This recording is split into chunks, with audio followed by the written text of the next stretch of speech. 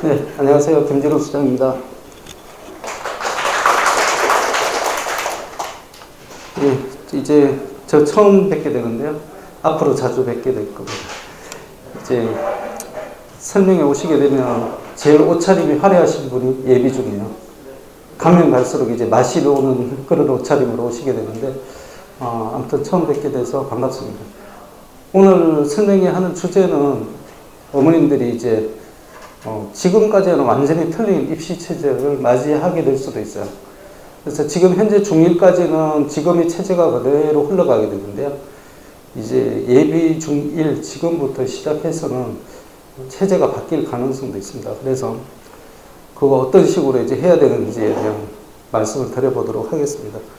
제일 큰 문제는 이제 2025학년도 고교학점제 도입이 예정되어 있다는 거고요.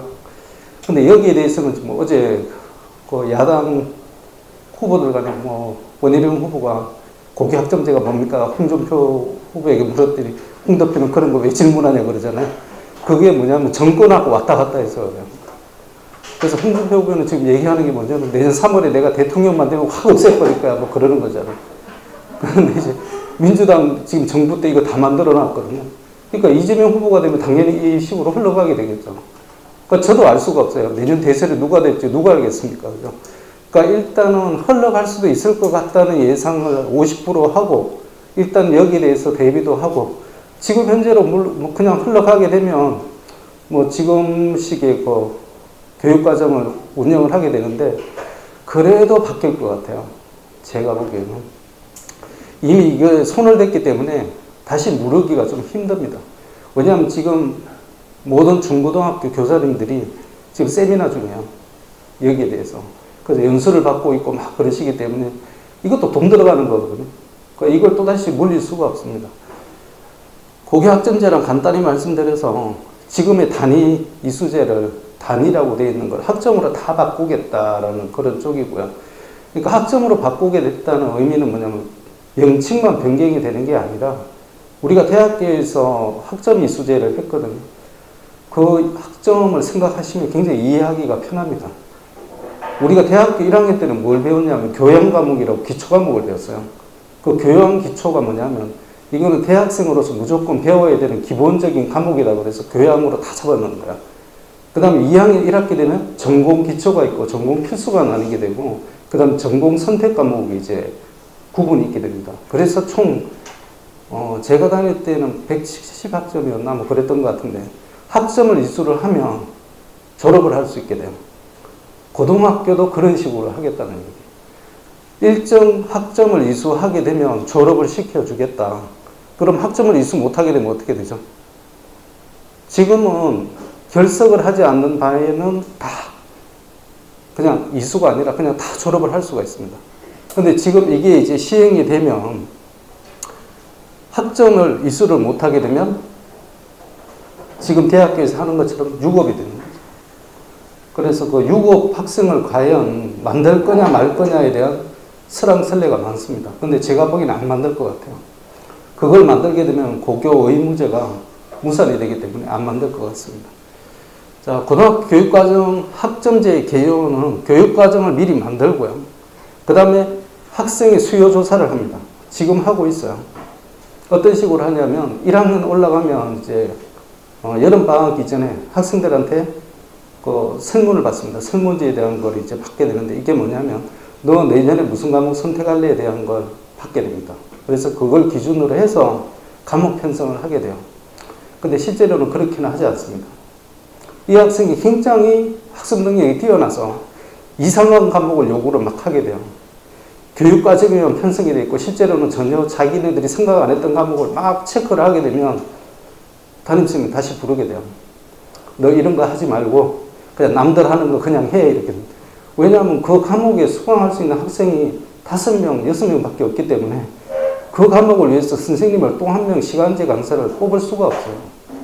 그렇다고 다른 쌤한테 야, 이 과목 하세요 그렇게 얘기할 수도 없어요. 그래서 지금 그 중학교, 고등학교 선생님들이 중학생은 좀 별개고요. 고등학생들이 연수를 받게 되는 게 뭐냐면 관련 과목에 대한 강의를 또 받게 돼요. 예를 들면 이제는 영어 과목만 하게 되는데 영어에 대한 이게 변수가 또 늘어나게 되는 겁니다. 심화 영어도 해야 되고, 심화 영어 독해 1, 2 또 이렇게 가게 되거든요.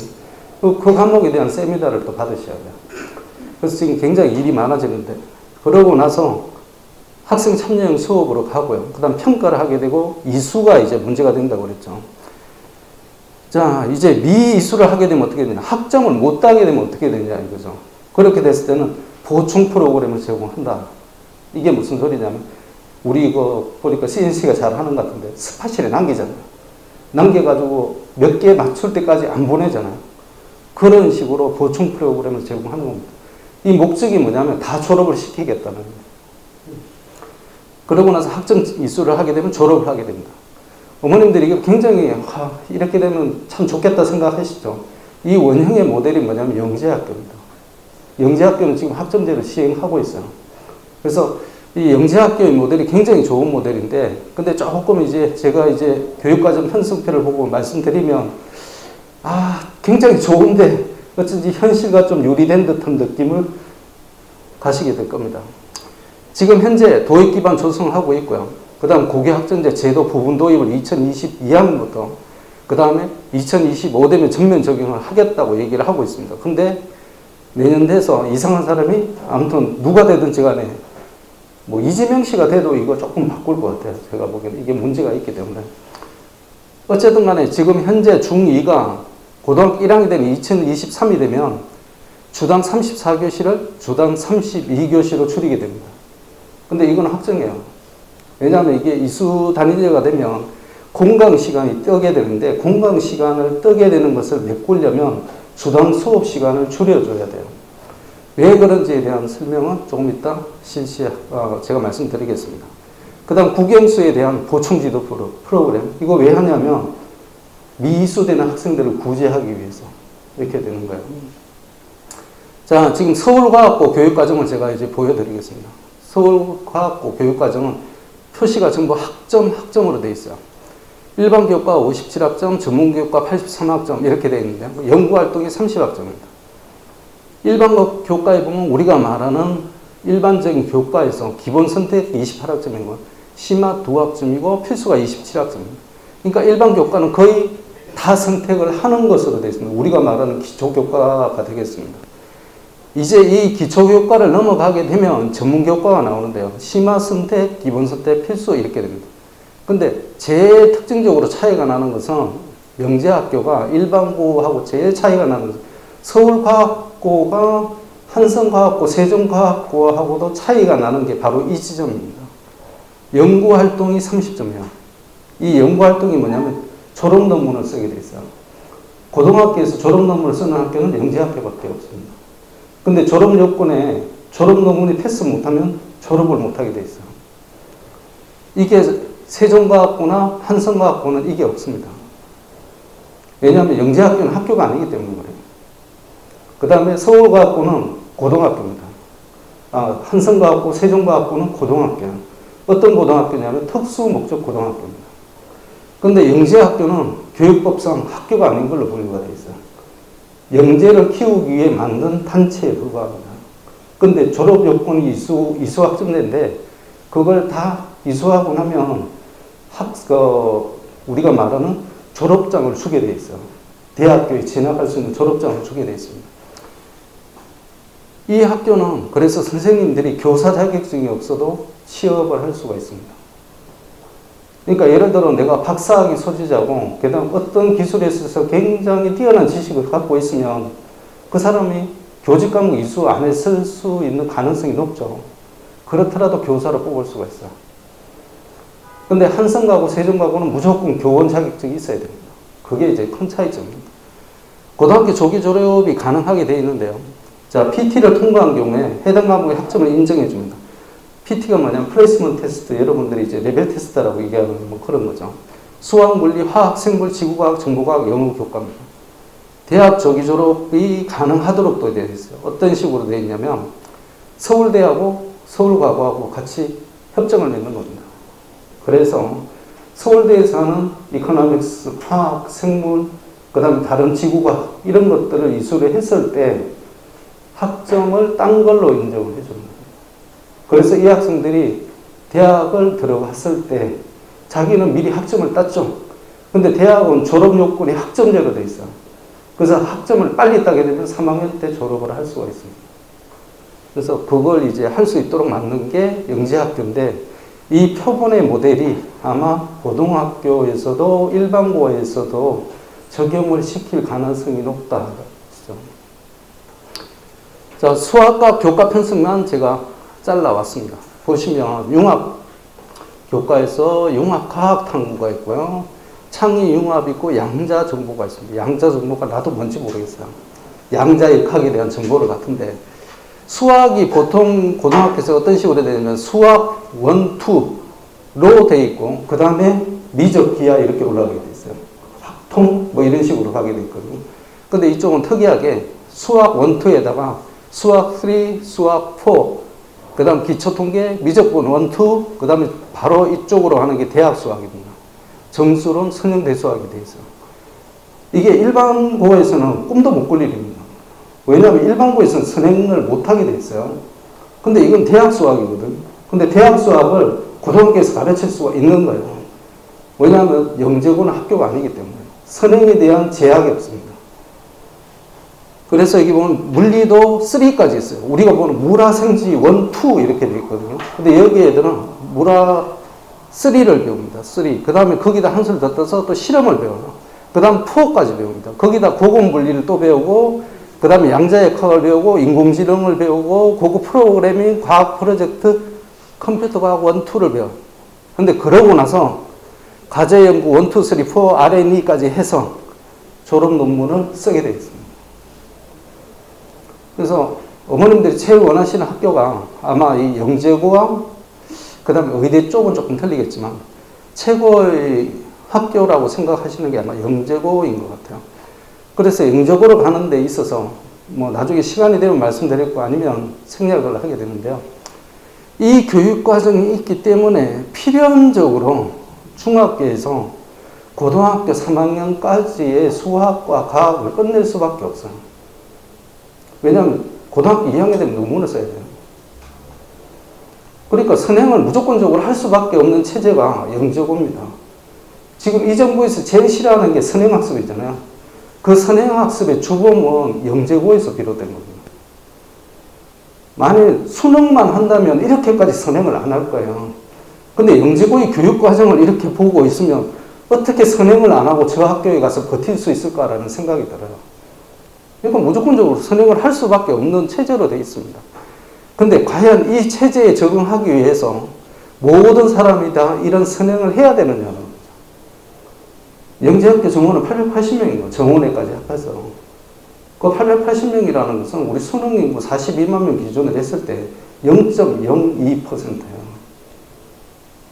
근데 그 0.02라는 숫자가 모든 사람에게 적용되는 듯이 당연하게 수업을 하고 있는 게 강남하고 목동입니다. 보세요. CMS나 하이스타 가면 영재고 준비한다고 하는 학생들이 얼마나 많아요. 그 다음에 끝나고 나면 영재고에 몇 명 붙였다, 100명 붙였다, 막 그런 식으로 쭉 나오잖아요. 그러니까 여기서만 공부하면 다 영재고 들어가는 걸로 착각을 하게 됩니다. 근데 실제로는 그 영재의 범위는 0.02%에 불과하다는 거죠. 서울과학고의 졸업 요건은 180학점 이상 3년, 이수학점 평균은 2.0, 졸업 논문을 통과해야 되고, 봉사 시간이 120시간 이상, 그 다음에 공인영어 인정시험 기준이 충족돼야 되는데, 토플과 탭스, 토익 중에 하나 충족하면 됩니다. 토플 기준으로 했을 때 IBT 토플 70입니다. 그 특목고 학생들이 보통 1학년 기준에서 70 정도 나올 거예요. 3학년 기준에는 90에서 100 정도 나옵니다. 그러니까 이제 CNC에서 1년 있으면 이 요건을 다 충족을 할 수 있는 실력을 갖추게 되는 거죠. 옛날에는 어떤 식이었냐면 영재학교 가는 애들이 CNC에 다니질 않았어요. 언제 오냐면 3학년 돼서 와요. 3학년 합격증 받고 나서 그때 돼가지고 공인영어 인정시험 뭐 이런 것들이 필요하니까 6개월 코스로 막 다녔어요. 그래서 걔네들이 6개월을 딱 영어 공부를 하고 나면 어느 수준까지 오르냐면 명덕외고 가는 수준까지 올라요. 영어가. 그럼 그게 몇 점이었냐면 옛날에 명덕외고가 100에서 110 사이였거든요. 그 수준까지 올라오더라고요.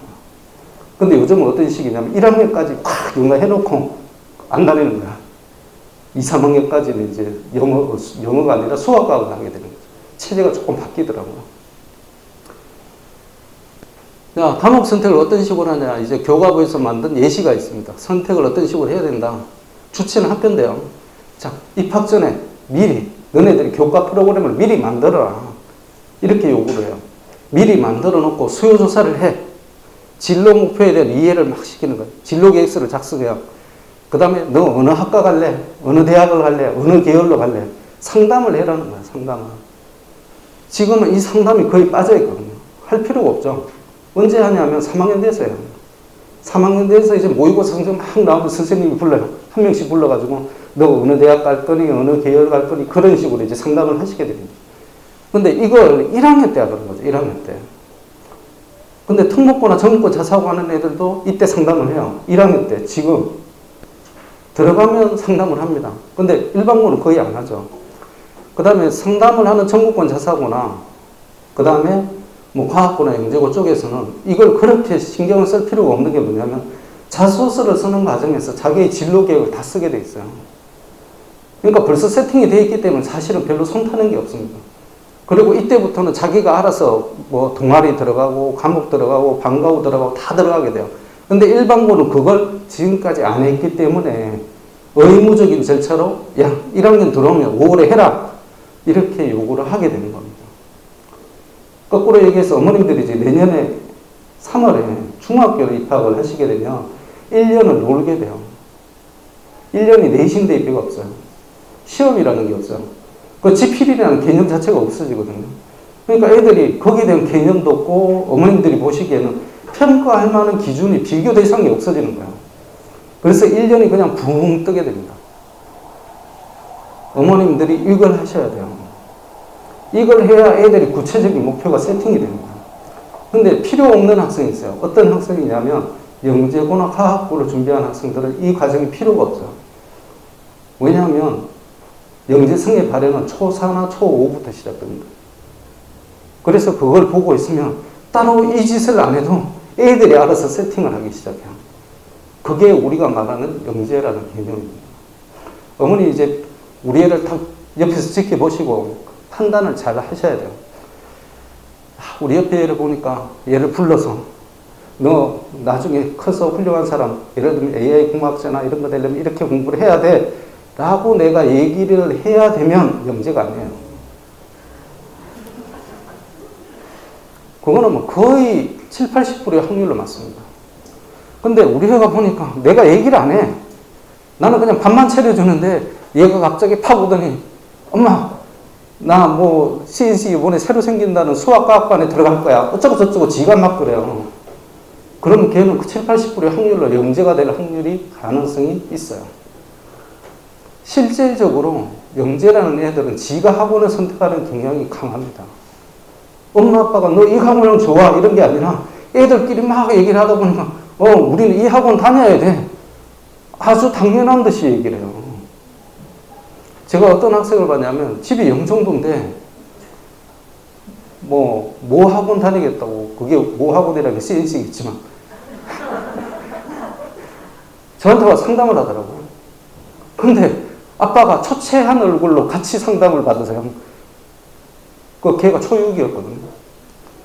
초6 12월이었는데 아빠가 아주 피곤한 듯한 얼굴로 같이 와서 상담을 받으시는 거예요. 그래서 왜 그러시냐고 그랬더니 얘 때문에 나는 사는 게 요즘 좀 피곤해요.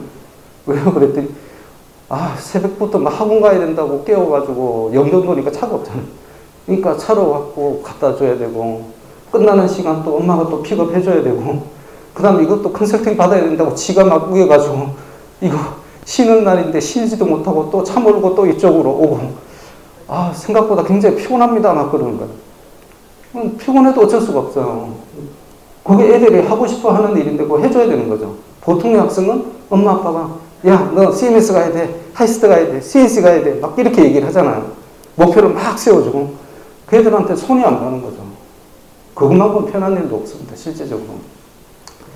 자, 그래서 학생이 6월 돼서 내가 이런 걸 해야 되려면 도대체 우리 학교의 교육 과정이 어떻게 편성되어 있는지를 봐야 돼. 확인하는 과정을 합니다. 그 다음에 여기에 표에다가 써요. 내가 어떤 과목을 듣고 싶다. 체크 해서. 그 다음에 수강 신청이 끝나고 나면 학교에서 10월부터 막 그 과정에 대해서 세팅을 하기 시작합니다. 이렇게 하라는 거거든요. 근데 잘 되는지 모르겠어요. 자, 고교학점제 연구학교, 선도학교가 있는데요.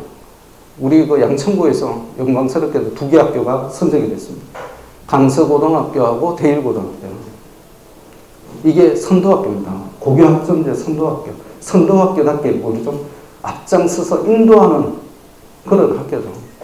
그럼 얼마나 인도를 하냐 하면 강서고와 전문 과목이 없어요. 대일고는 심화수학 1 하나 있어요. 물화생지2도 전문이라고 볼 수도 있겠지만 진로 과목입니다. 이거. 2, 1은 거의 다 돼 있거든요. 근데 김천고만 해도 이산수학, 고급 이산수학, 선형대수학 어디서 많이 보던 거죠. 영재고에서 보는 커리큘럼 그냥 깔려져 있어요. 그 다음에 여기도 AP학, 생명과학, 세미나, 천문학, 기상학 깔려 있습니다. 이게 세종과학고예요. 세종과학고의 수학 전문 과목입니다. 어떤 거냐면 심화수학 1, 2, 고급수학 1, 2, 미적분학. 김천고하고 비교를 해보시기 바랍니다. 그 다음에 여기가 하나고거든요. 미적분학 1, 2, 심화미적, 수학연습 2, 수학과제, AP 미적, 수학 세미나, 과학과제, AP 물리, 그 다음에 생명과학 실험, 고급, 전자기획, 실험, 세포 생물학, 프로그래밍까지 있어요. 세종과학과 하나고 수학과학만 비교했을 때 어느 학교에서 서울공대 많이 들어갈까요? 학종으로 들어가는 거죠. 세종과학고는 수능에 대한 모의고사가 없습니다. 이쪽은 아예 수능에 대한 걸 배제하고 시작을 할게요. 하나고도 비슷해요. 모의고사는 보는데 실질적으로 수능으로 진학하는 학생 비율은 10%예요. 거의 없다고 봐야 되거든요. 그러면 이 2개 학교의 전문 프로그램을 봤을 때 어느 학교에서 과연 학종으로 서울공대를 많이 입학을 시킬까요? 의대가 아니라? 물어볼 것도 없어요. 하나고입니다. 하나고가 세종과고 한성과고의 2배를 입학을 시켜요. 프로그램 차이입니다. 근데 세종과학고 애들이 더 똑똑한 것 같은데 어머님 그렇게 생각하시죠, 그죠? 지금 제가 면접 대비나 이런 걸 하다 보면 학생들 생기부를 다 보잖아요. 그렇게 보고 있으면 세종과학고 가는 학생들이 우수한 건 사실이에요. 한성과학고 가는 학생들이 상당히 우수합니다. 근데 전과목을 펼쳐서 딱 보면 아니에요. 전과목을 딱 펼쳐서 보면 하나고 애들이 1에서 5 사이에요. 정규 1에서 5 사이. 세종과학하고 한성과학 가는 애들은 수학과학에서 정규 1에서 5 사이에요. 근데 요즘의 하도는 융합입니다. 융합이라는 거는 국어부터 시작해서 과학까지를 어느 정도 할 수 있는 역량을 가지기를 원해요. 그래서 세종과학 학생들은 어디로 가야 되냐면 이공계 특성화대학을 가야 되는 겁니다. 수학과학 쪽에 특화된 학교, 고등학교를 졸업을 했잖아요. 그럼 이공계에 특화된 대학이 있어요. 그게 어디냐면 카이스트, 포스텍, 디지스트, 유니스트예요. 서울공대는 종합대학이에요. 종합대학. 거기서부터 융합을 해서 크로스로 해가지고 계속 다른 과목을 수강 신청할 수 있게 돼 있어요. 서울공대 4년제 종합대학과 이공계 특성화대학은 커리가 완전히 틀립니다. 대학교의 커리 자체가 틀려요. 근데 어머님들이 세종과학고를 애를 보냈는데 왜 서울공대를 말하시나요? 서울공대 갈 확률은 하나고의 반에도 못 미칩니다. 근데 얘네들이 잘 가는 데는 어디냐면 이공계 특성화대학을 잘 가는 거예요. 하나고는 이공계 특성화대학 가는 게 좀 어려워요. 수학과학이 그만큼 특화되어 있지는 않기 때문에. 그러니까 어머님들이 학교의 특징을 잘 생각하셔야 됩니다. 근데 이제 뭐 좋은 건지 나쁜 건지 모르겠지만 2025년 3월 되면 하나고는 없어진다. 일반고로 바뀌게 된다. 내년 대선 결과에 대해서. 그래서 지금 벌써 저한테 문의하시는 어머님들이 계세요. 그럼 내년에 은평구로 이사 가야 되나요? 진짜입니다. 대원에 오고 근처로 이사를 가야 될까요? 차라리 강남을 가야 될까요? 그러면? 경기고등학교가 학종에 강한데 그쪽으로 가는 게 좋을까요? 저는 마곡으로 가라고. 마곡. 차라리 그게 낫다. 왜 제가 마곡을 권하는지 이제 나중에 말씀드리겠습니다. 고교학점제 도입 시 문제가 뭐냐면 지역 학교가 불균형해요. 양천구라고 이렇게 돼 있지만 지금 이 목동 중심부인 양천구와 뒤쪽에만 벗어나면 신터리 아파트를 딱 기점으로 해서 딱 벗어나면 거기도 양천구예요. 완전히 틀리다니까 학력이. 어떻게 틀리냐면 이쪽 모군이나 월천이나 신서나 모길도 그렇고요. 한 해 보통 과학고 영재고를 다 합해서 못 보내는 학교가 5명, 잘 보내는 학교가 12명까지 보내요. 근데 여기를 신터를 기점으로 딱 벗어나잖아요. 2개 학교 건너 1명씩 보내요. 그러면 양천구에 돼 있는 중학교 숫자가 몇 개냐면 19개입니다. 19개 중에 몇 명이 나올까요? 영재학교는. 어머님들이 이제 학원에 수학 전문학원, 과학 전문학원 우리가 몇 명 붙여서 제가 다 합산을 해보면 한 250명에서 300명 정도 나오는 것 같더라고요. 근데 48명입니다. 올해 통계가. 영재고에 양천구라고 되어 있는 학생이 간 것은 진학 실적이 48명에 불과해요. 전국의 영재학교에서 48명이 간 거예요. 그럼 학교당 기준으로 해서 3명이 못 간 거예요. 근데 어떤 학교는 7명이 가고 12명이 가잖아요. 그럼 못 가는 학교가 있다는 얘기죠. 2개 건너 하나씩 있는 거예요. 제일 큰 문제는 이겁니다. 대입의 수능 전형 비중을 조국 사태가 터지면서 늘어버린 거예요. 원래는 고교 학점제를 만든 게 뭐냐면 5년 전을 거슬러 올라가게 되면 처음에 박근혜 정부에서 이 틀을 만들었어요. 학종으로 다 가자. 학종 100%를 목표로 했어요. 근데 쭉 가다가 민주당 쪽에서도 보니까 학종이 괜찮은 거거든요. 수능보다는 저게 훨씬 창의성도 있고 개성도 있고 괜찮은 것 같아. 학종을 계속 늘려나갔어요. 근데 빵 터지기에 조국 사태가 터져버린 거예요. 그러니까 이게 완전히 극허브를 들이면서 유턴을 하게 됐어요. 그래서 어이없이 서울대에서 75%를 학종으로 뽑다가 어떻게 해야 된다? 야, 40%를 수능으로 뽑아라. 오도가 떨어질 거예요. 근데 그걸 안 지키면 어떻게 하겠다고? 대학에 주는 지원금 보통 15억에서 20억 들어가거든요. 안 주겠다는 거예요. 그걸 안 받고 그냥 네 마음대로 하든가. 그 돈을 받고 싶으면 우리가 말한 대로 수능 비중을 40% 이상으로 만들어 이렇게 된 거예요. 그랬더니 안 만든 학교가 생겨났어요. 사립대학에서. 어느 학교냐면 포스텍이요. 포스텍은 우리는 돈 안 받겠다 그러면서 거절해버렸어요. 포스텍은 지금도 학생부 종합 비중이 100%입니다. 그래, 우린 돈 안 받지 뭐. 우리 돈 많은데 우리 돈 안 받고 우리 마음대로 그냥 막 할 거야. 어떤 식으로 학종으로. 자기네들끼리 갚으는 거야. 근데 포스텍 빼고는 없어요. 근데 참 웃기는 게 뭐냐면 이공계 특성화대학은 전부 학종 비율이 90% 이상이다. 어디냐면 카이스트, 디지스트, 유니스트, 내년에 새로 설립되는 에너지 공대도 그래요.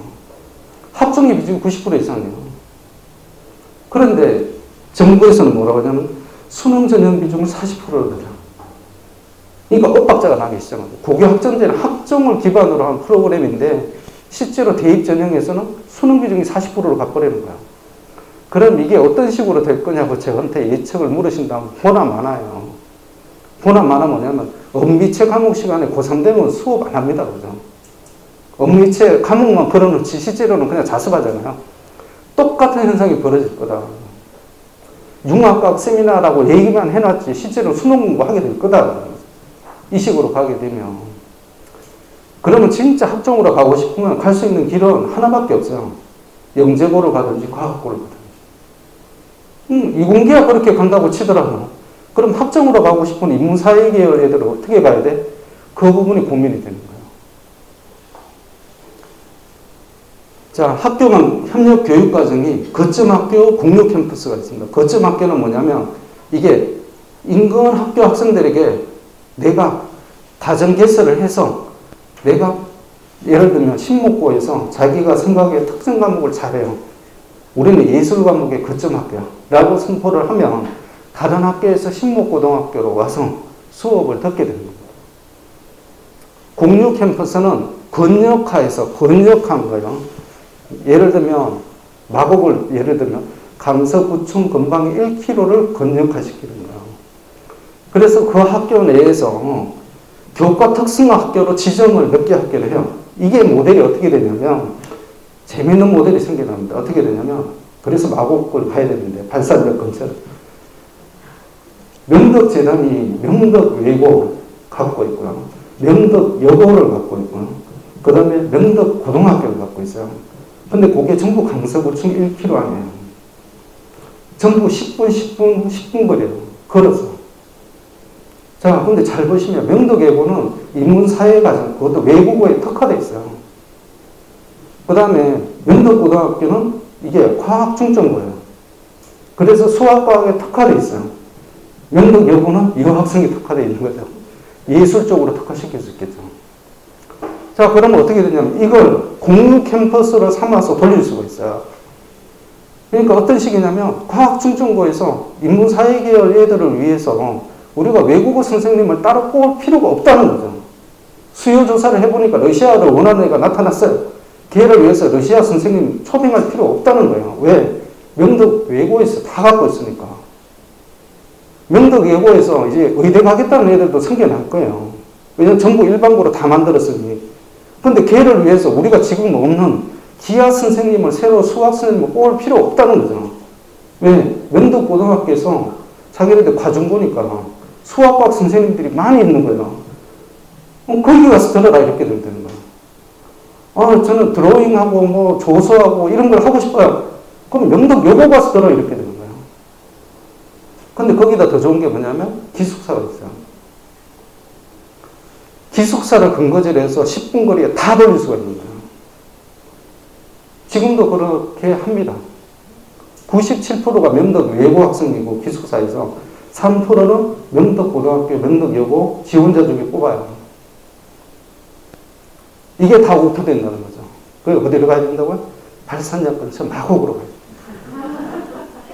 안 그래도 마곡 가고 그러는데 은평구 주민들은 전부 하나고 옆으로 다 옹기종기 그쪽으로 가게 됐고 기숙사 있잖아요. 기숙사. 이쪽은 또 기숙사 있잖아요. 다 옹기종기 그쪽으로 가게 됩니다. 왜냐하면 기숙사가 학종에 있어서는 필수적인 요소거든요. 왜 그러냐면 학교 생활을 할 수 있는 시간을 늘려줘야 되는데 왔다 갔다 해서 시간 다 깨먹으면 할 수 있는 시간이 적어지잖아요. 기숙사는 바로 안에서 다 할 수 있으니까. 그래서 기숙사에 있는 학교가 학종에 강한 학교예요. 항상. 자, 이거는 이제 시간 관계상 생략했고요. 그 다음에 이제 진로 과목 토론 양식이 이런 식으로 수행평가 때 활용될 수 있다는 거죠. 이것도 교과서에서 나온 모델입니다. 국제경제 토론 양식이 이렇게 해서 쟁점이 두 가지가 있어요. 자유무역을 실시해야 된다, 보호무역을 실시해야 된다. 쟁점 1, 2, 3가 뭐냐. 긍정적인 면과 부정적인 면을 자세하게 기술해서 이걸 수행과제로 제출하는 겁니다. 근데 이걸 현재 고등학교 가는 애들은 공동문학 면접을 보고 있어요.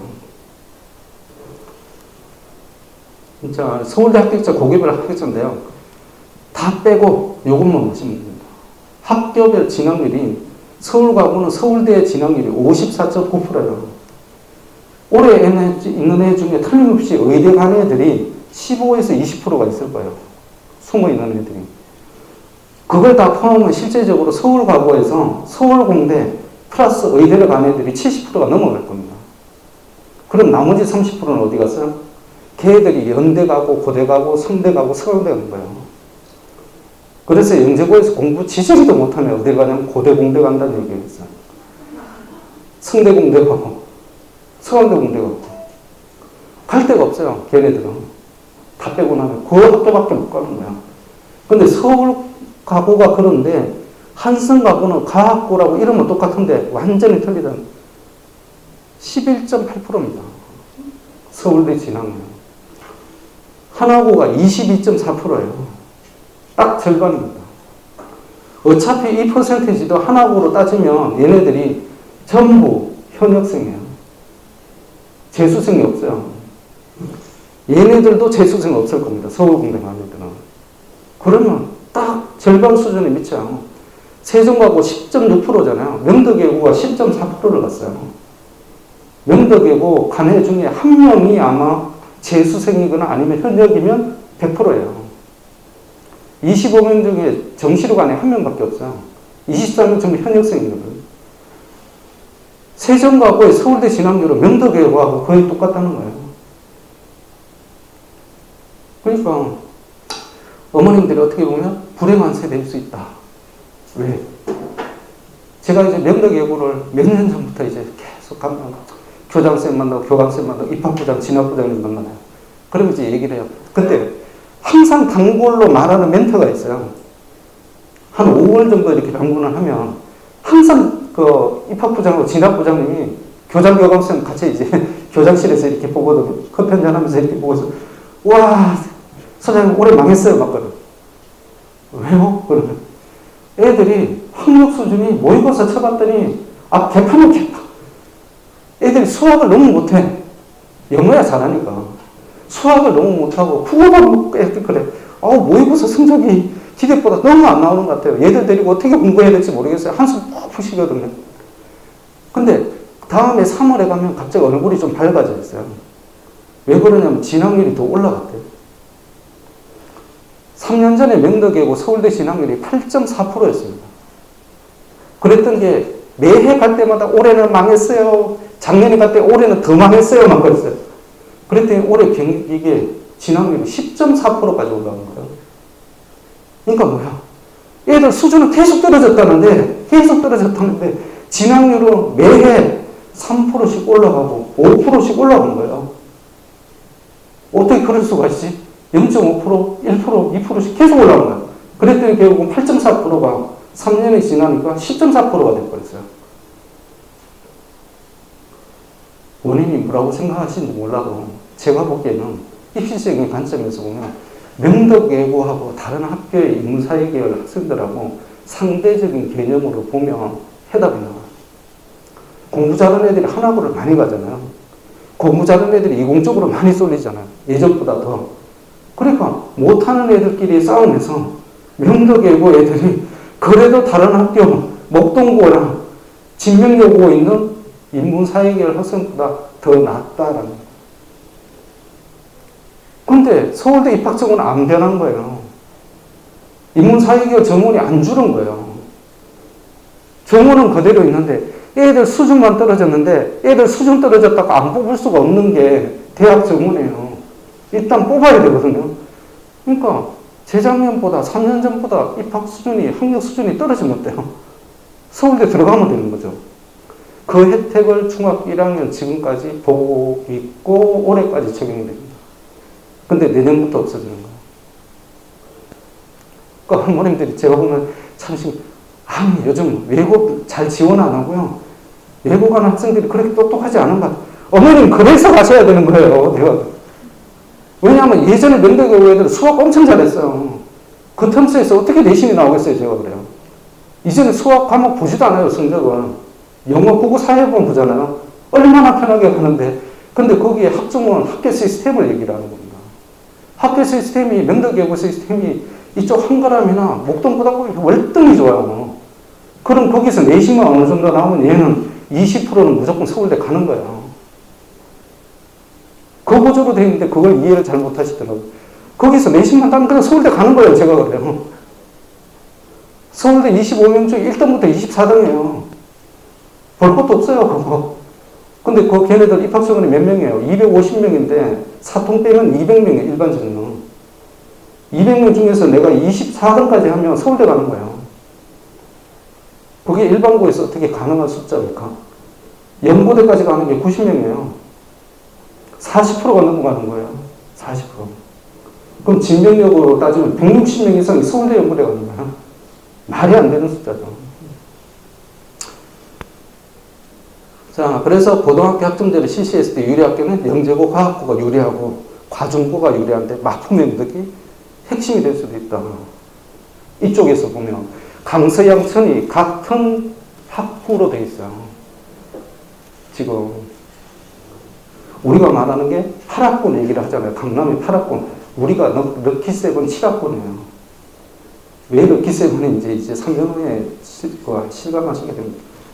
학점 중심의 고등학교는 전부 강남이에요. 배재, 서울, 선덕. 선덕은 강북에 있고 단대부고, 반포고, 경기고까지. 유일하게 목동에 있는 그래도 학점 중심의 학교라고 할 만한 학교가 예전에는 신목 그랬어요. 근데 이제 양전이에요. 제가 노력하는 학교는 어때요? 백암명일 이렇게 노력하는 자, 이제 의학계열 입시 전략에 대해서는 제가 간략히 소개를 할 겁니다. 왜냐하면 이현준 팀장님께서 이제 여기에 대해서 우리가 수학을 열심히 해야 되는구나. 새로운 반을 만드시겠다니까 거기에 대해서 좀 더 이제 많이 해주실 거예요. 문제가 뭐냐면 정시가 이제 지방대 의대에서 지금 2023 입학 전형을 보면 의대 38명 중에 13명을 지역에서 뽑겠다는 거예요. 그러니까 이게 이제 좀 문제가 심각해요. 이게 지금 전남대만 이렇게 발표가 됐는데 이게 다른 모든 국립대, 지방대, 의대까지 다 확산이 되면 실제적으로 서울 지역 쪽 학생들을 보면 의학계열 인원이 줄어드는 것과 똑같은 효과예요. 만일 이게 확실하게 공식적으로 이제 2028 교육과정에서도 2028 대학 입시에서도 그대로 적용이 된다면 어떻게 가야 되냐면 지금 어머님들이 해남에 가서 땅을 보고 있어야 되는 거예요. 그 다음 경남 산청에 가서 막 산자락 깊숙한 데 가서 경치 좋은 데 막 찾고 있어야 돼요. 펜션하는 것도 아니지만 거기서 다니는 게 훨씬 낫거든요. 그러니까 이 부분이 굉장히 좀 아킬레스건이 됩니다. 지금 어떤 식으로든지 간에. 수능 수학은 이제 뭐 볼 것도 없습니다. 자연계열이 무조건 유리하게 돼 있어요. 왜냐하면 인원이 더 늘어난 거예요. 예전 같으면 수학, 가형, 나형으로 분리를 해서 똑같은 비율로 4%, 4%를 1등급 주던 건 총괄로 해서 4% 중에서 공부 잘하는 다 갖고 와라 이렇게 된 거예요. 지금 수학 체계가 올해부터 바뀐 게. 근데 이과 애들이 수학을 잘하잖아요. 그러니까 1등급 숫자가 더 늘어나는 거죠. 자, 의학별에 이제 6,600명 뽑습니다. 6,600명. 수능 응시 기준으로 해서 1.57%예요. 어머님들 1.57% 그러면 굉장하군. 영재고가 몇 프로는 거야? 0.02%예요. 의대는 어렵다 그러잖아요. 영재고는 0.01이니까요. 자, 이거는 이제 나중에 시간 되면 나중에 제가 한번 말씀드릴 때가 있을 겁니다. 지금 2023 경희대 의대 전형이 학생부 교과는 10%밖에 안 돼요. 학종은 40%, 36%고요. 논술은 13%인데 논술은 연대 의대도 논술을 없앴어요. 이제 다른 학교도 논술 다 없앨 거예요. 의대 쪽은. 이게 학생부 교과로 갈 확률이 굉장히 많습니다. 수능 40% 그대로고요. 전남대 의대를 보면 학생부 교과가 모집 비율 11%인데 지역 인재로 뽑는 게 53%예요. 어떻게 돼요? 해남에 땅 사야 돼요.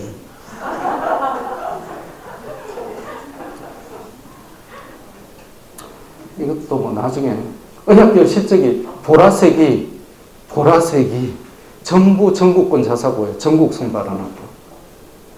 근데 이게 없어지는 거예요. 이게 다 2025년 되면 일반고로 다 전환이 되는 거예요. 그러니까 민사고가 뭐래요? 열받아. 우리는 일반고 전환 안 하고 그냥 학교 폐교시킬래. 학교 없애겠다는 거죠. 자폭. 이렇게. 하나고는 자폭 안 할 것 같아요. 왜냐하면 하나은행이 같이 걸려있기 때문에 자폭하게 되면 정부에서 미움을 사서 하나은행 전체가 흔들릴 가능성이 높아. 상상고도 자폭 못해요. 돈을 너무 많이 쏟았기 때문에. 다른 학교는 그냥 버틸 거예요. 근데 문제는 서울에서 못 간다는 거죠. 전국 선발을 안 하니까. 지역으로만 선발을 다 하게 되거든요. 옛날에 지역명보식으로 이제 돼버리는 거예요. 그러면 문제가 심각해지는데 이게 왜 문제가 심각해지냐면 어머님들 지금 이 대목에서 생각 잘 하셔야 됩니다. 자, 외대 보고 80명, 지금 의대 다 합해가지고 368명, 359명, 300명, 370명 다 합하면 약 2, 3천 명 정도 돼요. 쉽게 전국권 자사고에서 뽑는 인원이. 근데 그 중에 35% 정도는 서울 지역이에요. 그 중에 또 3분의 1은 목동 쪽이에요. 근데 걔네들이 이 빠져나가야 되는데 안 빠져나가는 거예요. 지금 저 뒤에 보시면 CNC 플랜카드 사상 최다 합격 290명이라고 되어 있어. 저 인원이 안 빠져나가는 거예요. 목동 쪽에서 전부 상주하겠다는 거. 어디로 가겠다고? 목동 쪽에 있는 고등학교에 다 뿌리는 거예요. 저기는 우리는 영재고는 없잖아요. 근데 이제 영재고 가고 이런 쪽 애들까지 다 안 가고 여기서 그냥 버티는 거예요. 그럼 학교도 몇 명씩 뿌려지냐면 20에서 30명이 뿌려지는 거예요. 그럼 그게 뭐냐면 1등급 인원을 걔들이 다 차지하고도 넘쳐요. 그럼 뭐냐면 지금 있는 등급보다 한 등급씩 다 떨어져야 돼요. 걔들이 몰려들면서. 그러니까 어떻게 돼? 내신 따는 게 더 힘들어진다. 학생부 교과 전형은 늘어나는데 상대적으로 서울 지역, 핵심 지역은 제일 타격이 심해요. 내신이 진짜 안 나오게 돼요. 이제 그다음부터는. 그래서 지금 뭐 연전 팀장님이 나중에 이제 설명하시겠지만 수능 수학과 내신 1등급을 동시에 잡겠다는 아이디어가 나오기 시작하는 거죠. 어머님들을 위한 프로그램이에요. 내가 보기에는. 이제 내신이 진짜 심각해지는 거거든요. 어느 쪽에 간들 쉬울까라고 생각을 해요. 지금 중3은 그래도 배관 가면 좀 쉬울 거야.科目요구하면 좀 쉽겠지? 이렇게 생각할 수 있어요. 근데 어머님들이 졸업하는 3년 후에는, 애들이 졸업하는 3년 후에는 이게 골고루 다 뿌려져서 어느 쪽 가도 안전지역이 없어요. 그럼 어디로 가야 되냐면 지역으로 옮겨야 돼요. 우리 쪽으로 말하면 마고. 명덕여고 가고, 명덕고등학교 가고, 명덕외고 가고, 그때는 명덕외고도 이름 바뀌겠죠, 그죠? 명덕외국어 특성화고등학교 뭐 이런 식으로 바뀌겠죠. 그럼 그쪽 가야 되는 거예요. 자, 경희대 입결, 이게 뭐냐면 학생부 종합 입결입니다. 학생부 종합에 의예과를 잘 보세요. 의예과 여기가 새카맣죠, 그죠? 여기 뭐냐면 1.57까지거든요. 이게 일반고예요. 일반고 작성으로 하려면 기준이 딱 경희대 중앙대 이런 쪽은 1.5예요. 근데 1.5라는 개념이 뭐냐면 양정이나 강성, 양천, 목동고에서 전교 1등 하면 1.3에서 1.5가 나와요. 한 명이 갈 수 있다고, 한 명. 그러면 이건 뭐예요? 이게 동그랗게 합격자거든요. 아니, 3등급도 합격을 하고, 이거 3.5도 합격을 하고, 한의에는 한 3.8도 합격했구만. 치대는 4등급도 합격했. 얘네들은 뭐야? 이렇게 되겠죠. 얘네들이 전국권 자사고요. 그래서 상산이나 하나나 외대나 3.0 초반이 되면 경희대, 중대, 의대를 간다고 얘기를 해요. 합종으로. 근데 일반고는 딱 반으로 잘라야 돼요. 1.5. 그러니까 합종이나 학생부 교과나 별발 다를 바가 없는 거예요. 그러니까 전부 어디로 가요? 논술 아니면 그냥 수능으로 가버리는 거예요. 자, 근데 이게 좀 정시로 갔을 때도 머리가 아픈 게 뭐냐면 의예과가 99.5예요. 국어가. 근데 이게 최종 등록자 상위 80%입니다. 100%는 학교에서 왜 밝히지 않냐면 운이 좋아서 우연히 되는 애들이 있어요. 그럼 학교 이미지가 떨어지는 거예요. 얘 때문에 갑자기 입결이 이상하게 되는 거예요. 그래서 보통 80%로 잘랐을 때가 신뢰성이 제일 높아요. 그랬을 때 얘네들이 80% 평균이 99.5라는 얘기고요. 80% 평균 성적이 수학이 100점이 나왔다. 80%가 100점이에요. 그러니까 수능 수학에서 100점 안 맞고 어떻게 의대를 가냐는 거죠. 그랬더니 국어, 수학, 탐구 평균 능력이 평균 점수가 98.9예요. 이게 무슨 얘기냐면 3점짜리 하나만 틀려야 돼요. 국어하고 수학하고 탐구에서 총 4개 과목 보잖아요. 거기서 3점짜리 하나만 딱 틀리면 얘는 99.0으로 합격을 해요. 근데 4점을 틀리면 얘가 0.2 차이로 떨어져요. 수능에서. 어머님들이 지금 생각하시죠. 에이, 경희대는 그래도 좀 괜찮은 의대니까. 경희대니까 그렇겠지.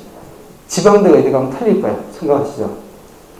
지방대 의대 최하 내신 컷이 정시로 보면 96점대예요. 96, 평균이 96이에요.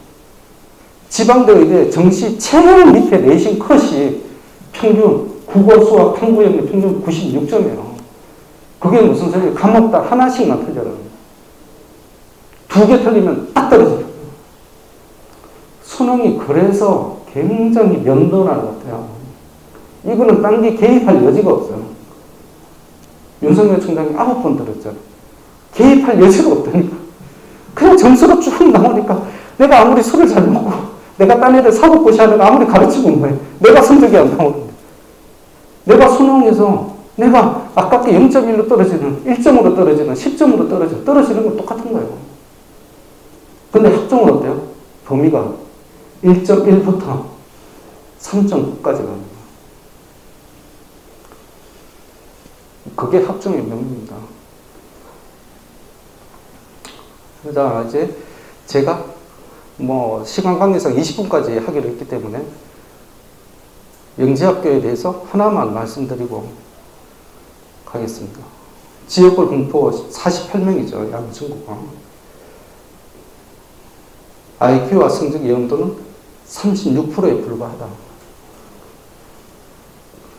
제가 한 얘기가 아니라 이 무라야마 코우 박사라는 분이 논문에서 초등학교 5학년은 IQ와 수학 성적이 연계성이 높다. 그런데 이 부분 고1 되면 수학 성적과 IQ의 연계성은 없다. 이게 무슨 얘기냐면 고 박사가 얘기한 것은 초등학교 5학년 때 엄마의 실력이다. 엄마가 얼마나 토끼몰이 하느냐에 따라서 애가 성적이 나오더라. 그런데 고등학교 1학년 때는 그렇게 해서 성적이 안 나오더라. 왜? 심화로 가니까. 그때는 애의 성적이 나오는 거야.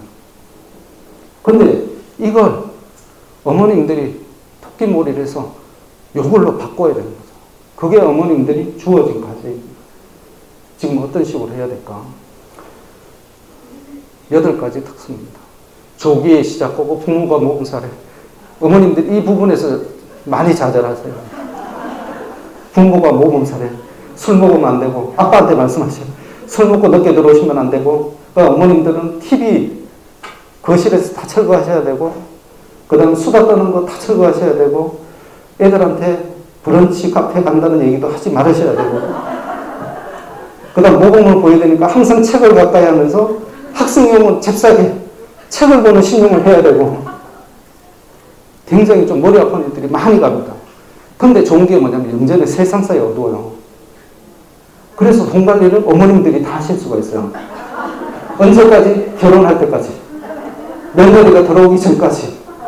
그래서 모든 투자 원금을 회수를 하고 거기다 초과 이득까지 해야 돼요. 지금 화천대유가 문제가 아닙니다. 중등 여가 시간이 더 많아요. 241분, 초등 195분. 애들이 생각할 겨를이 없어요. 엄마가 저리 가, 그럼 저리 가. 일로 가, 그럼 일로 오고. 근데 중학교 되면 애들이 어떻게 돼요? 이것들이 갑자기 자의식이 발현하기 시작해요. 엄마, 내가 왜 CNC 가야 돼? CNC 가니까 숙제 너무 많아. 엄마, 나 못 가. 나 패째. 막 그런 애들이 자빠지기 시작하는 거야. 그러니까 어떻게 돼? 그래, 좀 쉬었다가 가지? 초등학교 때 쉬었다 가지가 어디 있어요? 초등학교 때는 무조건 가는 거죠. 근데 중학교 가면 엄마, 나 좀 쉴래. 그래, 2달만 쉬자. 여가 시간으로 가는 거야. 그래서 이게 차이가 납니다. 고등학교부터는 왜 이게 없어지냐면 애들이 자발적으로 공부를 해요. 고등학교 1학년 되면 전교 꼴찌도 공부를 하고 전교 1등도 공부를 해요. 그래서 내신이 안 바뀌어요. 그다음부터 내신에 고정화 현상이 나타나기 시작합니다. 사춘기는 중1 때 끝난다. 제가 중학교 2학년 2학기 되면 컨설팅 많이 오기 시작하는데요. 애들이 하나같이 나한테 와서 원망을 자기 엄마 아빠 원망을 해요. 뭐라고 원망을 하냐면 제가 이 꼬라지가 된 건 다 엄마 아빠 탓이에요. 왜? 그랬더니 엄마 아빠가 저를 공부를 안 시켰어요.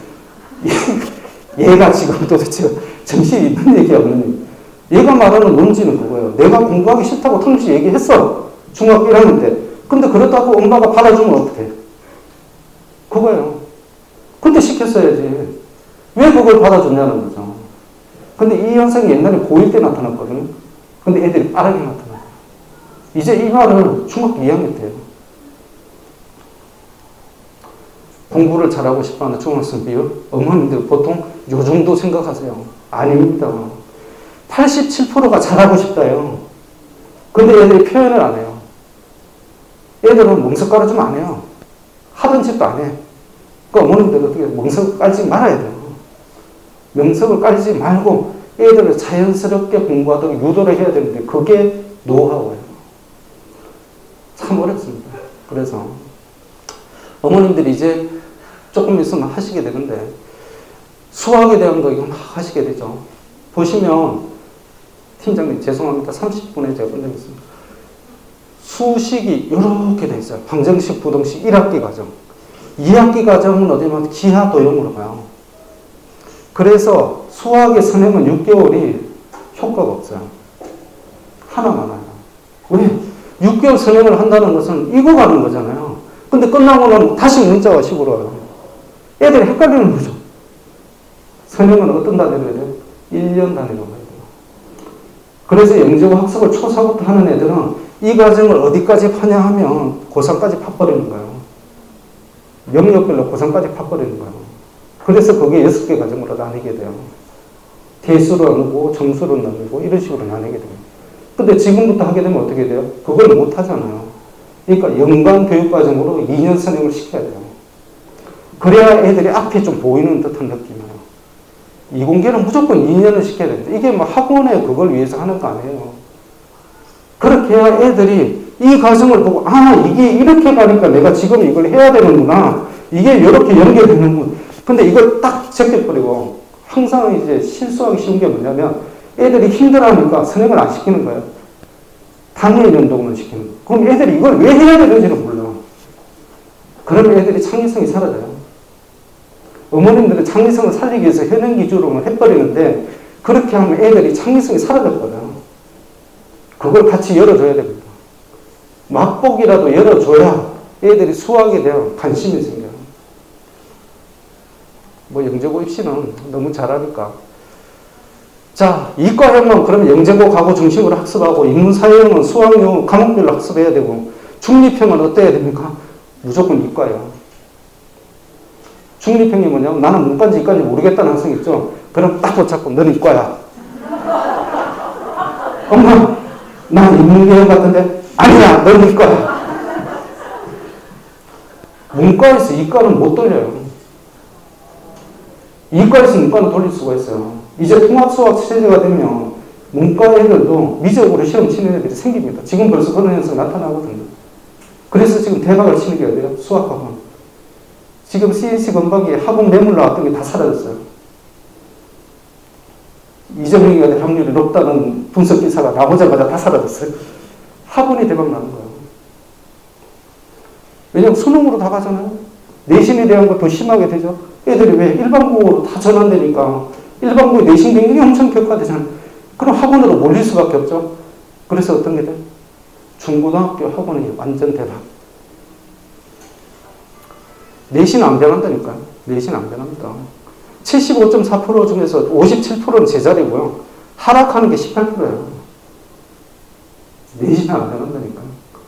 어머님들이 희망을, 고문을 막 당하고 계시면, 얘가 중3까지는 40번, 고등학교 올라가면 얘가 벼락같이 공부를 해서 갑자기 하나님께서 막 기적을 베풀어요.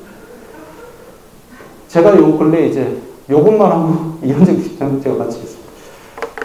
제가 교회를 다녔는데 제일 이제 위험한 컨설팅 대상이 누구냐면 장로님 자제분, 그 다음 부장 집사님 자제분, 이런 분들이 컨설팅 오면 굉장히 조심스러워요. 이게 하나님의 뜻과 저희 현실에서 저 관벌이 하는 이게 틀리잖아요. 그래서 굉장히 조심스럽게 얘기를 해야 되는데, 이 3학년 애가 왔어요. 그래서 컨설팅을 다 하고, 내가 얘기를 해보고, 테스트를 해보고, 생기부를 검토를 해본 결과, 애를 내보내고, 제가 장로님 손을 꼭 잡고 제가 말씀드렸어요. 장로님 신신 깊으신데, 이제부터 새벽 기도의 힘이 필요할 때입니다. 이제 본격적으로 새벽 기도 오셔야 돼요. 지금이 기적을 바랄 때입니다. 애들은 충격받잖아요. 장로님하고 제가 집사님한테 말씀드렸어요. 지금이야말로 새벽 기도에 힘이 필요할 때고 하나님에게 의지해야 됩니다. 어떻게? 애가 마음이 바뀌도록. 그런 단계에 가기 전에 중1이잖아요. 요 시간을 잘 활용하셔야 됩니다. 일단 첫 번째는 무조건 책 읽기예요. 독서. 학교에서 체험학습 뻥입니다. 없어요. 실제로 거의 없어요. 책 읽기만이 최고입니다. 그 다음에 하나 마지막으로 말씀드릴 게, 어머님들이 주말 이렇게 되면 여행을 많이 다니죠. 요즘 여행 붐이잖아요. 이제 내년 되면 코로나도 없어지겠다. 이제 해외여행부터 시작해 또 다 다니실 거잖아요. 제가 지금까지 10여 년 이상 컨설팅 하면서 나온 통계 하나, 탑시크릿 하나가 뭐냐면, 여행을, 주말 여행을 많이 간 학생들의 인성은 최고치로 계속 좋아진다. 반비례로 성적은 떨어진다. 어머님들이 갈림길에 서시는 거예요. 내년 되면 내가 여행을 선택해서 인성을 좋게 만들 거냐, 여행을 포기하면서 학습 성적을 올릴 거냐. 근데 이게 정확하게 거의 반비례예요. 똑같이 가는 경우가 굉장히 드물게 나타나요. 희한하게. 자, 아무튼 어머님들이 잘 한번 생각을 해보시기 바랍니다. 감사합니다.